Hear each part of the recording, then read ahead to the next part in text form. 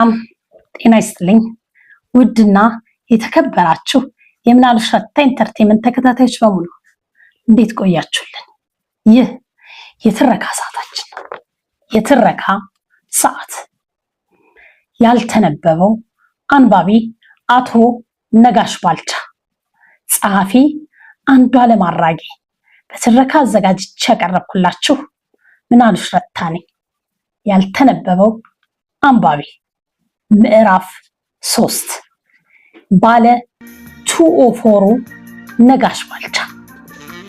ከባለ ታሪካችን አቶ ነጋሽ ባልቻ እንደተረዳሁት የአገሪቱ ፖለቲካ መልክዓ ምድር በጎ ነገር ባይታይበትም የንግዱ እንቅስቃሴ ግን የተስፋ ወጋገን እየታየበት ነበር።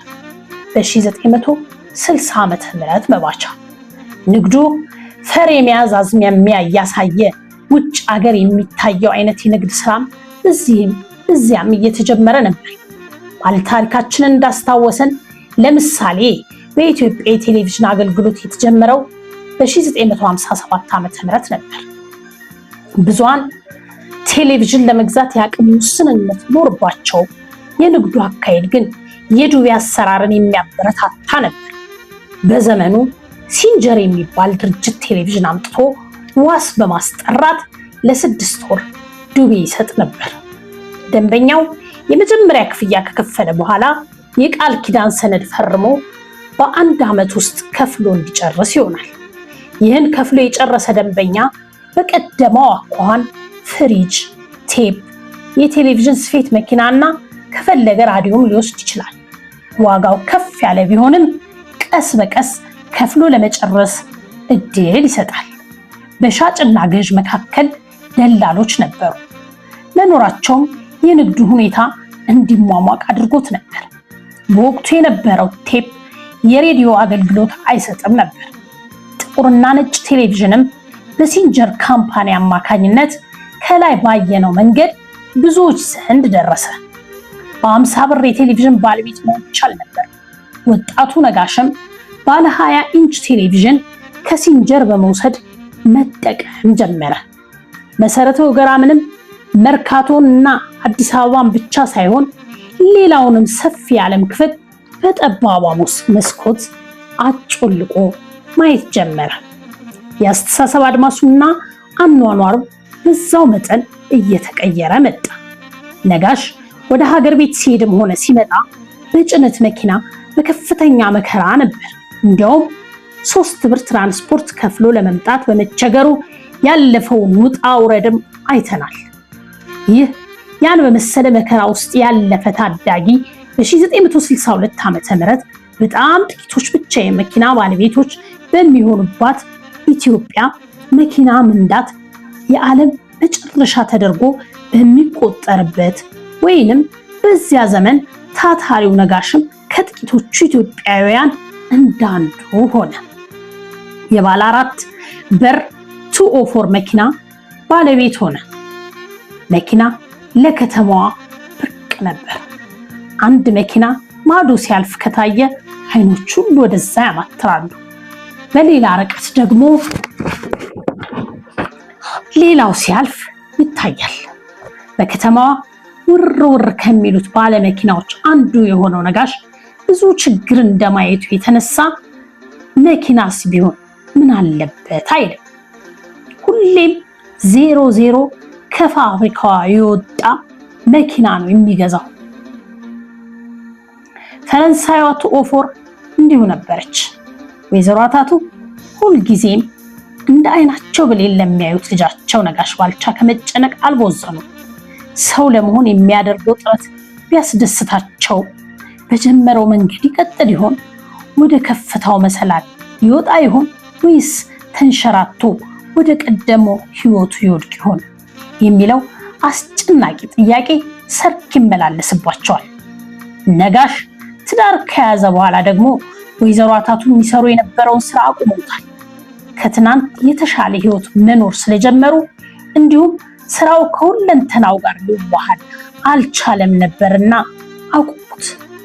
ስለዚህ ነጋሽ ብቸኛው የቤተሰቡ ምሰሶ ነው። የእርሱ መውደቅ እንደ ቀድሞ አይደለም። የቤተሰቡ በሙሉ መውደቅ ይሆናል። የአታቱ ጭንቀት የበረታውም ከዚህ አንጻር ነበር። ኑሮን ታግሎ ለመጣል የሚፍገመገመው ወጣቱ ልጃቸው መኪና ገዝቶ ከጥቂቶች አንዱ ቢሆንላቸው ደስታቸው ወደር አይኖረውም። ጭንቀታቸው ግን ከደረሰበት ደረጃ ወደ ታች እንዳይንሸራተት ነበር። ነጋሽ መኪና ለመግዛት እንደሚያስብ እንኳን አንድም ቀን ለእናቱ ተንፍሶላቸው አያውቅም። አንድ ቀን በድንገት መኪና ገዝቶ ማታ ወደ ቤት ይዞ ሲሄድ አታቱ በድንጋጤ ተመቱ። የማን መኪና ነው ይዘህ የመጣኸው ሲሉ ጠየቁት። የእኔ ነው ሲል ነጋሽ መለሰ። ከመደሰት ይልቅ የደነገጡት እናቱ እንዴት ነው የምትነዳው? ማን ነው የሚነዳው? የሚሉ ጥያቄዎችን አከታተሉበት። እባክህ አደራህን፣ መኪና አስቸጋሪ ነው፣ በጣም ተጠንቅቀህ ንዳ በማለት ከደስታ ይልቅ ሌላ ጭንቀት ላይ ወደቁ። ነጋሽ በወቅቱ በ1962 ዓ.ም ቱኦፎር የተባለችውን ባለ ጥቁር አረንጓዴ ቀለም መኪና በ7300 ብር ሂሳብ ገዛ።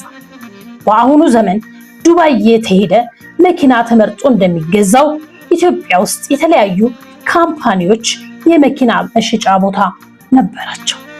የየራሳቸውን ምርት ብቻ በየራሳቸው መደብር ያቀርቡ ነበር። ለምሳሌ ያህል ሬኖ የተባለው የመኪና ድርጅት 6 ኪሎ አንበሳ ግቢ ፊት ለፊት በአሁኑ ጊዜ አፍሪካን ሌክስ ጋራዥ በመባል የሚታወቀው ቦታ ላይ ይገኝ የነበረ ሲሆን ሞይንኮ ከሜክሲኮ በታች አሁን ያለበት ቦታ በታች ፔጆ ፓለሪስ ካብተ ጊዮርጊስ ድልድይ አለፍ ብሎ ሜታ መጋዘን አጠገብ ፊያት ከሜክሲኮ ወረድ ብሎ ገነት ሆቴል ፊት ለፊት የነበረ ሲሆን ቮልስዋገን እና ሰፌራያን መርሴዲስ እንደዚሁ የየራሳቸው መሸጫ ቦታዎች ነበሯቸው። አሁን በካምፓኒ ደረጃ መኪና የሚያስመጣ የለም። ያን ጊዜ ሁሉም ካምፓኒዎች መኪና ከውጭ ያስመጡ ነበር። ጊዜያዊ ወታደራዊ ደርግ ወደ ስልጣን ሲመጣ ካምፓኒዎቹ ነቅለው ከኢትዮጵያ ወጡ። በዱቤ የትኛው መኪና ይሻላል ብሎ አማርጦ መግዛት ቀረ። የመኪና ዋጋም ያለ መጠን ከጊዜ ወደ ጊዜ ይተኮስ ጀመር። አዛውንቱ ነጋሽ ባልቻ እንዳጫወቱኝ በ1960ዎቹ ሰው የቱንም ያህል ሀብታም ቢሆን መርሴዲስ አይገዛም ነበር። የአምባሳደር አሊያም የቤተ መንግስት መኪና ነው ተብሎ ይታሰብ ነበር። ነጋሽ ከቱኦፎር ብር አሻሽሎ በ16000 ብር 132 የሚባል መኪና ከፊያት ካምፓኒ ገዛ። ዘመዱን አቶ ፍሳ ወርጌሳን ዋስ አስይዞ ግማሹን እጅ በእጅ ግማሹን ደግሞ በ6 ወር ከፈለ። ወርቃማ መርሴዲስ የሚመስል ሽንጠረጅም መኪና በመግዛት የውሻ ምግብ በባዶ እግሩ ባመላለሰባት ከተማ ከታች ወደ ላይ ከምዕራብ ወደ ምስራቅ ተሽከረከረባት። ብዙ ተለውጦ ብዙዎችን ለመለወጥ ተምዘገዘገባት ይለናል ጸሐፊ አንዱዓለም አራጌ ያልተነበበው አንባቢ ከተሰኘው የአቶ ነጋሽ ባልቻ መጽሐፍ ላይ እንዳገኘነው እንግዲህ ለዛሬ ይህን አካፍለናችኋል። በቀጣይ ሌላኛውን ክፍል ይዘን እስክንገናኝ ቸር ቆዩልን። ቻናላችንን ሰብስክራይብ፣ ሼር፣ ላይክ ማድረጋችሁን አትርሱ እንላለን።